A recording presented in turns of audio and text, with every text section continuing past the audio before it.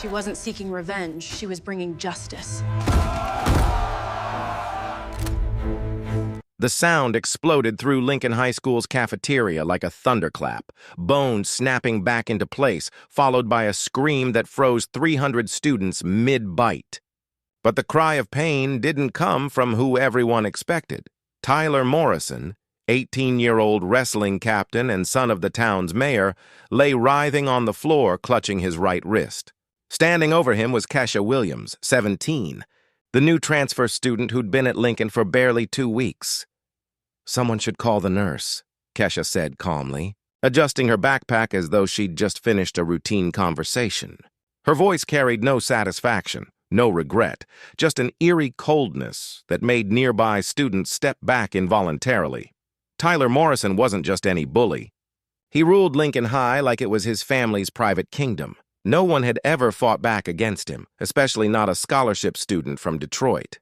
When Kesha had arrived 3 weeks earlier with her simple clothes and no social connections, Tyler had immediately marked her as easy prey, new, black, poor, and isolated. The perfect victim to break down before she could establish herself in the school's social hierarchy. But Tyler had missed something crucial. During those early days of harassment, whenever he approached with his typical intimidation tactics, Kesha would observe him with the detached interest of a scientist studying an unremarkable insect specimen. No fear flickered in her eyes, no anger. Just cold, calculating assessment? What the hell was that? Tyler groaned, struggling to rise with one hand. "You broke my wrist." "Basic self-defense technique," Kesha replied, checking her watch as if late for an appointment. "Pressure on specific points, controlled rotation. Nothing permanent if you don't force unnecessary movements." The crowd began murmuring. This wasn't the language of an ordinary student. It was too technical, too precise. And the way she'd moved, that hadn't been luck or reflex. That had been training. Principal Peterson rushed through the crowd of students, his first instinct to address Tyler. After all, the mayor's son couldn't possibly be the aggressor. "She attacked me out of nowhere," Tyler shouted, pointing with his good hand. "She broke my wrist for no reason." Kesha remained silent, then calmly pulled out her phone. "Actually, I recorded the entire interaction. Want to see?" The blood drained from Tyler's face. Over the past 15 minutes, he'd systematically escalated his harassment, whispered racial slurs, direct physical threats, culminating in an attempt to twist Kesha's arm behind her back to teach her a lesson about respect, all captured in high definition. "That's illegal," Tyler stammered, realizing he'd walked into a trap. "You can't record people without permission." "Connecticut is a one-party consent state," Kesha replied emotionlessly. "Anyone involved in a conversation can legally record it. Section 53A 189 of the State Penal Code." Principal Peterson shifted uncomfortably. A scholarship student quoting specific legal statutes wasn't in any conflict resolution manual he knew. Kesha pocketed her phone and headed for the exit. As she passed Tyler's friends, the same ones who'd laughed at his harassment for days, she paused. "For those wondering," she announced loudly, "I didn't come to Lincoln High to make friends or cause trouble. I came here for a very specific reason, and you just gave me exactly what I needed." Her eyes briefly met Tyler's. "Thanks for your cooperation." As Kesha disappeared down the hallway, leaving 300 perplexed students behind, Tyler struggled to his feet. But when he looked around for support, he found only confused stares and something he'd never seen directed at him before: doubt. During the 3 days following the cafeteria incident, Tyler Morrison discovered something disturbing. No one was discussing how Kesha had attacked him. Instead, hallways buzzed with whispers about the video she'd recorded, specifically about what Tyler had said before trying to hurt her. "I heard he called her—" "Well, you know," Jessica Martinez murmured to classmates near the lockers. "And he said girls like her should know their place before trying to physically intimidate her."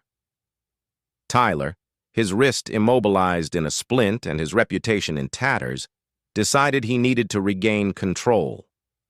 If Kesha Williams thought she could humiliate him and walk away, she was about to learn exactly who she was dealing with. Thursday morning, Tyler gathered his closest friends in the parking lot before classes.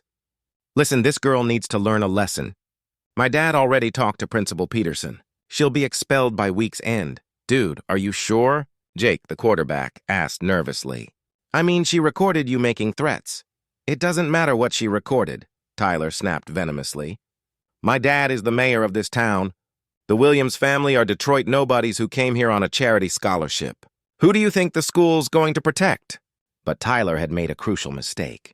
As he articulated his revenge in the parking lot, Kesha had walked close enough to hear every word. And as always, her phone was recording.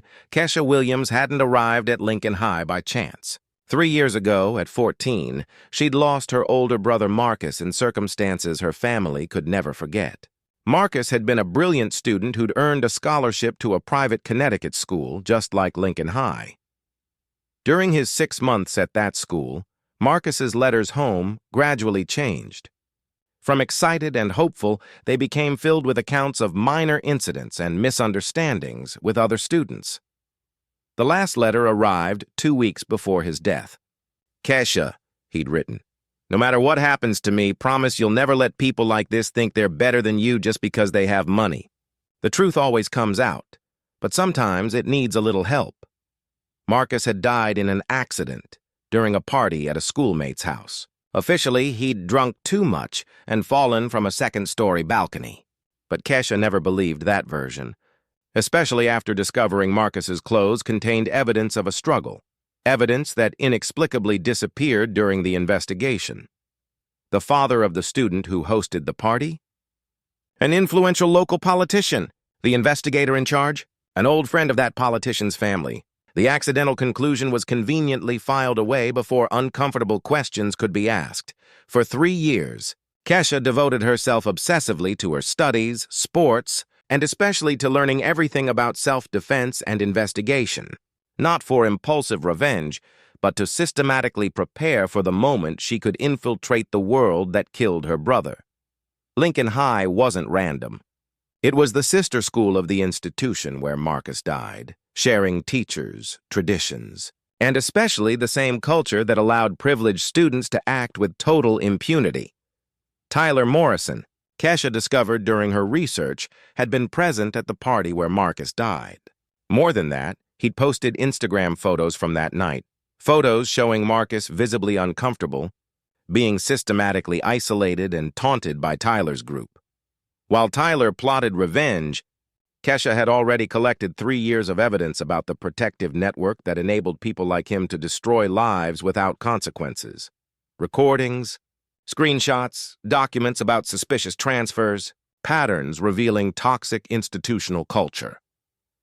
Friday arrived and Tyler finally made his move. During lunch, he approached Kesha's table where she sat alone, accompanied by 5 friends and holding what appeared to be an official document. Well, Tyler announced loudly enough for half the cafeteria to hear. Seems some people need to learn about consequences. He tossed the paper onto Kesha's table with a triumphant smile. It was a pending suspension notice, alleging unprovoked violent behavior and threats to other students. My lawyer got an order to review all your footage, Tyler continued, dripping with malicious satisfaction. Apparently, editing evidence to make yourself look innocent is a federal crime. Who knew? Kesha examined the document calmly, then looked directly at Tyler. Interesting. Are you sure you want to go down this road? Oh, I'm very sure, Tyler laughed, gesturing to his grinning friends. Girls like you need to learn there are consequences when you mess with the wrong people. Girls like me, Kesha repeated softly, tucking the document into her backpack. And what kind of girl do you think I am, Tyler? The kind from Detroit who needs charity to study here, who doesn't understand how things really work, Tyler replied, each word laden with prejudice and arrogance. The kind who thinks she can record a few words and take down people who actually matter in this town. Kesha nodded slowly, absorbing every word. Then, for the first time since arriving at the school, she smiled, not friendly or nervous, but something that made Tyler involuntarily step back. Tyler, she said calmly, you just made the biggest mistake of your life. She stood, shouldered her backpack, and walked toward the exit. Passing Tyler, she paused. Oh, and Tyler? That court order your lawyer got? It's going to be very useful when my lawyer requests a full federal investigation into patterns of racial discrimination and crime cover-ups at this school. Thanks for giving me exactly what I needed. Tyler stood frozen, slowly processing what he'd heard. Kesha had said my lawyer as casually as someone might mention having a dentist. Poor girls from Detroit didn't have lawyers, unless there was something about Kesha Williams he'd completely underestimated. As she disappeared, Tyler noticed other students weren't looking at him with admiration or fear anymore. Instead, their eyes held cautious curiosity about who this quiet girl really was, the one who'd just turned his intimidation attempt into something that sounded suspiciously like a very well-founded threat. That afternoon, Tyler tried calling the law firm his father mentioned, only to discover something disturbing. The court order he thought favored him was actually being challenged by a civil rights law firm, a firm that had apparently been investigating Lincoln High for months. The girl from Detroit wasn't playing defense. She was several steps ahead in a game Tyler didn't even know was being played. And every arrogant move he made only provided more ammunition for a war about to explode in ways far more devastating than anyone at that school could imagine. The following Monday, Tyler Morrison arrived at school with renewed confidence. Over the weekend, his father had made strategic phone calls, and Tyler was certain Kesha Williams would not only be expelled but also sued for falsifying evidence. "Relax, son," Mayor Morrison had said over Sunday dinner. "That girl clearly doesn't understand who she's messing with. Tomorrow you'll see how things really work when you have the right connections." But when Tyler arrived that morning, he found something unexpected. Through Principal Peterson's glass office door, he could see Kesha sitting calmly, chatting with an unfamiliar man in a suit. Both seemed completely at ease, as if this were routine. "Who's that guy?" Tyler asked Jake in the hallway. "No idea, but he pulled up in a black BMW with government plates," Jake replied nervously, "and he doesn't look like he's from around here." When Kesha left the office an hour later, she walked past Tyler as if he were invisible. But the suited man stopped beside him in the hallway. "Tyler Morrison?" he asked in a professional, authoritative voice. "I'm Federal Agent James Wright from the Department of Justice. We'd like to talk to you and your father about events that took place 3 years ago, specifically about a party at your residence on March 15th. Tyler's blood ran cold. That was the date of the party where Marcus Williams died, an event his family had worked hard to bury that Tyler thought had been permanently filed away. I don't know what you're talking about," Tyler stammered, his hands visibly shaking. "Interesting," Agent Wright wrote in a small notebook, "because we have records that you posted 47 photos from that night on social media.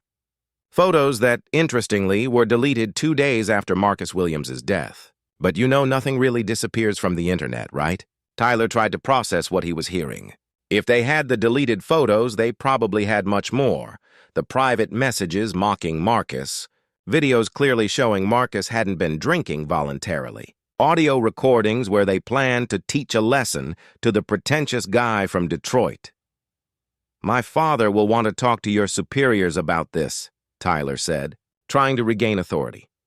"Actually," Agent Wright smiled coldly, "your superiors already spoke with your father this morning. He's being very cooperative. Perhaps you should consider the same approach." That afternoon, Tyler discovered the investigation hadn't begun last week. For 6 months, a federal task force had been gathering evidence on patterns of racial discrimination and possible crime cover-ups at elite private schools throughout Connecticut. Lincoln High wasn't just under investigation, it was the pilot case. And Kesha Williams wasn't an ordinary student who'd stumbled into an unfair situation. She was a trained informant working directly with the FBI to document and expose a system allowing privileged students to act with total impunity. On Tuesday morning, Tyler arrived at school accompanied by 2 private security guards hired by his father. His strategy had shifted. If he couldn't make Kesha disappear quietly, he'd do it publicly and humiliatingly. During recess, Tyler positioned himself in the center of the main courtyard where all students gathered and began shouting for everyone to hear. "Attention, everyone! The girl you think is some kind of hero is actually a government informant. She came here specifically to spy on you and your families." A murmur rippled through the crowd. Some students looked confused, others scared. Tyler took this as validation and continued. Kesha Williams isn't even her real name. She's a trained agent planted here to destroy our school and families. Every conversation you've had with her has been recorded and turned over to the FBI. Kesha appeared at the crowd's edge, calmly watching Tyler's public collapse. When their eyes met, she simply nodded, the signal they'd agreed upon. "It's true," Tyler shouted, pointing at her. "Admit it already. Tell everyone who you really are." Kesha walked slowly through the crowd until she stood face to face with Tyler. The courtyard fell completely silent. "Tyler," she said calmly, her voice carrying across the space. "You're right. I came here for a specific reason, and tomorrow everyone will find out exactly what that reason was." She turned to the crowd. "Tyler Morrison wants you to know the truth about me." "Fine. Tomorrow at 10 a.m. in the main auditorium, the whole truth will be revealed, about me, about him, about this school, and about what really happens when students like Marcus Williams try to dream beyond what people like Tyler think they deserve." The mention of Marcus Williams's name made Tyler visibly pale. Some older students vaguely remembered hearing about a transfer student who died, but they'd never made the connection. "Do you want to know who I really am?" Kesha continued, her voice gaining strength. "Tomorrow you'll find out. But before that, Tyler, why don't you tell everyone here about the party on March 15th, 3 years ago? About what you did to my brother Marcus before he fell from that balcony?" Tyler was completely paralyzed. The crowd began whispering intensely. Some were already recording on their phones, others frantically texting. Tyler realized then that he'd made the biggest mistake of his life. By forcing a public confrontation, he'd given Kesha exactly what she needed, an audience to expose everything his family had spent years covering up. On Wednesday at 10 a.m., Lincoln High's auditorium was packed beyond capacity. Students, teachers, parents, and local press squeezed into seats, all curious about Kesha's promised revelation. Tyler arrived with 3 lawyers hired by his father, confident he'd finally expose Kesha as an infiltrator and destroy her credibility. He sat in the front row with a smug smile, recording on his phone.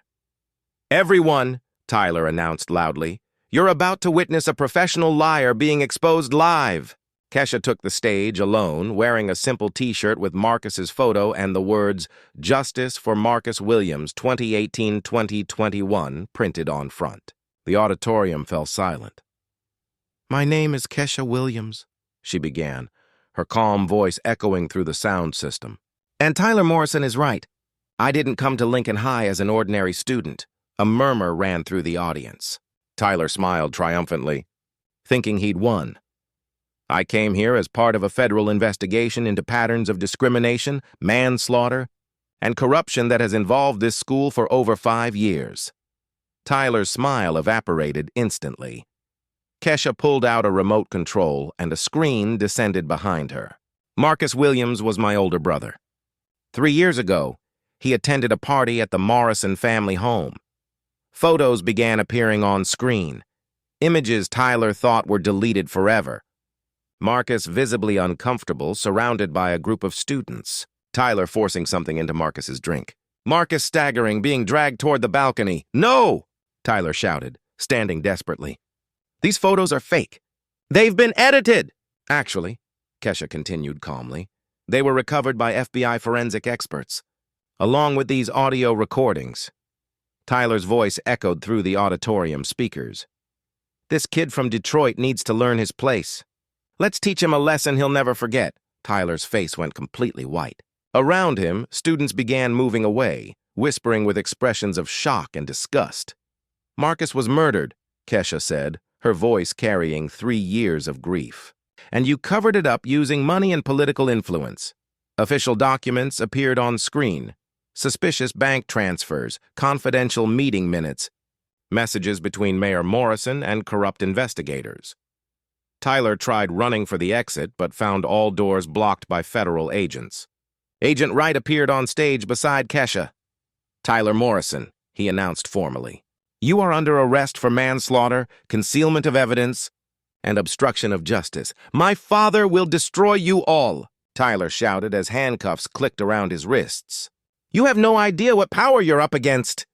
"Your father," Kesha said, is being arrested right now in his office downtown, along with Principal Peterson, 2 corrupt investigators, and the judge who dismissed Marcus's case. The audience erupted. Students recorded everything. Parents made frantic phone calls. Teachers looked at each other in total shock. Kesha addressed Tyler directly as agents led him away. Marcus was brilliant, kind, and dreamed of becoming a doctor. You killed not only him, but all the dreams he had. Now you're going to pay for every second of pain you caused. This doesn't end here, Tyler yelled desperately. My family has connections you can't even imagine. Had, Kesha corrected. Because every one of those connections is being investigated right now. 12 other families received justice today. Tyler was dragged from the auditorium, crying and screaming about injustice, the irony not lost on anyone present. Kesha turned to the audience, especially the students who'd remained silent for weeks while Tyler humiliated her. Marcus taught me that the truth always finds a way. It just needs someone brave enough to open the door. The auditorium fell completely silent as she left the stage. For 3 weeks, they'd passively watched a girl being constantly attacked and humiliated. Now they discovered she'd been fighting for justice, not only for herself, but for all victims who had no voice. As Tyler disappeared into the federal vehicle crying like a child, Kesha knew Marcus could finally rest in peace. The weak girl from Detroit had brought down an entire empire of corruption and privilege, proving that sometimes justice arrives exactly when it's needed most. 6 months later, Tyler Morrison was serving a 15-year sentence for manslaughter in a federal penitentiary. Without the privileges and protections he'd always known, he quickly discovered how the world really worked when you didn't have money or influence to buy your freedom. Mayor Morrison resigned in complete disgrace, losing not only his office, but also the family fortune in lawsuits and federal fines. The mansion where Marcus was murdered was confiscated and converted into a community center for underprivileged youth, an irony not lost on anyone. Lincoln High was completely renovated. Principal Peterson was replaced by a black educator specializing in civil rights, and the school implemented rigorous anti-discrimination programs. 12 students who'd been voluntarily transferred in previous years received compensation and invitations to return. Kesha Williams became the youngest FBI special agent at 18, specializing in investigating hate crimes in educational institutions. Her story inspired federal legislation requiring private schools to report suspicious patterns of transfers and expulsions known as the Marcus Williams Act. The case uncovered a corruption network spanning the entire state, resulting in the arrest of 14 officials and complete overhaul of the local criminal investigation system. During a ceremony honoring the victims, Kesha held Marcus's photo and spoke to hundreds of families who'd finally found justice. My brother taught me that true strength doesn't come from shouting the loudest, but from never giving up on fighting for what's right. Tyler Morrison tried to break a weak black girl from Detroit, but he discovered he'd picked on someone who'd spent 3 years preparing to destroy people just like him. Kesha proved that the best. Revenge isn't just taking down your enemies, it's building a world where they can never hurt anyone again. Because in the end, the powerful only remain in power as long as the brave allow them.